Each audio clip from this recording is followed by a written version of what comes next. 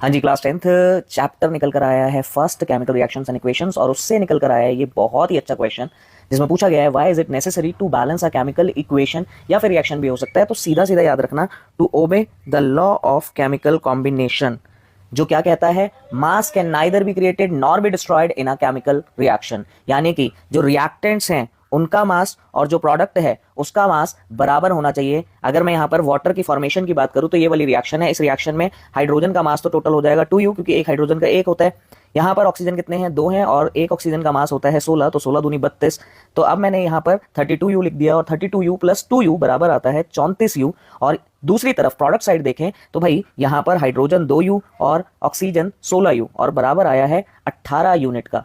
Sir ये दोनों आपस में एक दूसरे के इक्वल नहीं है, तो इसका मतलब क्या कि ये केमिकल लॉ को फॉलो नहीं कर रहा, केमिकल कॉम्बिनेशन के लॉ को फॉलो नहीं कर रहा। तो फॉलो करवाने के लिए हमने क्या किया, इस केमिकल इक्वेशन को बैलेंस किया, जिसमें यहां पर देखा हाइड्रोजन 2 थे और यहां पर भी हाइड्रोजन 2 थे, यहां पर ऑक्सीजन 2 थे और ऑक्सीजन यहां पर दूसरी तरफ 1 था। तो इस ऑक्सीजन को 2 करने के लिए आगे कोएफिशिएंट लगाया 2, जिसकी वजह से हाइड्रोजन 4 हो गया। यहां पर हाइड्रोजन कितना था, 2 था, तो इस हाइड्रोजन को 4 करने के लिए आगे 2 लगा दिया। तो अब ये केमिकल इक्वेशन हो गई है बैलेंस।